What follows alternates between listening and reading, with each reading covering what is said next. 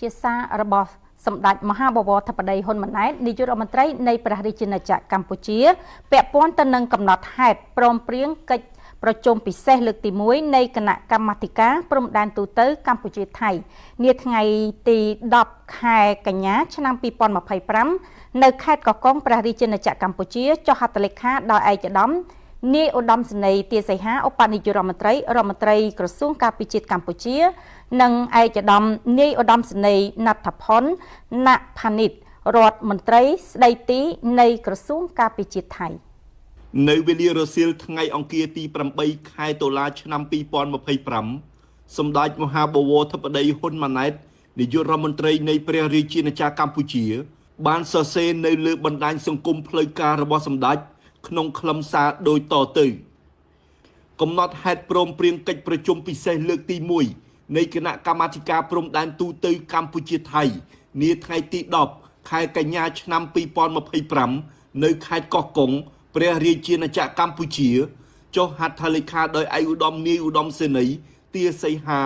ឧបនាយករដ្ឋមន្ត្រីការពារជាតិកម្ពុជានិងឯកឧត្តមនាយឧត្តមសេនីយ៍ណដ្ឋផុនណាក់ផានិតរដ្ឋមន្ត្រីស្ដីទីនៃក្រសួងការពារជាតិថៃបានបញ្ជាក់យ៉ាងច្បាស់ថាបញ្ហាតាក់ទងនឹងការគ្រប់គ្រងព្រំដែនជាពិសេសពាក់ព័ន្ធនឹងឧបទ្ទវហេតុនៅក្នុងតំបន់ភូមិជោគជ័យ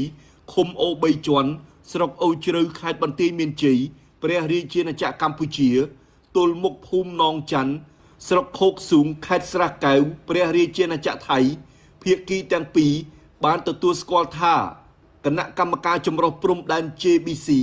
ជាយន្តការដោះស្រាយបញ្ហាដែលតាក់ទងនឹងការវាស់វែងរួមនិងខណ្ឌសីមាព្រំដែន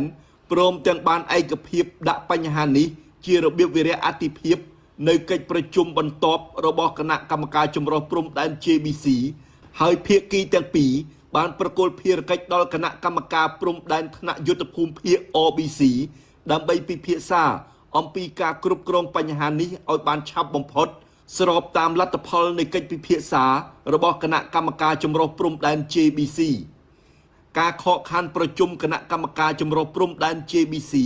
ចាប់តាំងពីខែកញ្ញាឆ្នាំ2025កន្លងទៅនេះដោយមូលហេតុរងចាំការរៀបចំសមាជិកភាពថ្មីរបស់ JBC ខាងភាគីថៃកម្ពុជាសង្ឃឹមថានឹងមានកិច្ចប្រជុំ JBC ក្នុងពេលឆាប់ៗខាងមុខដើម្បីដោះស្រាយបញ្ហានេះ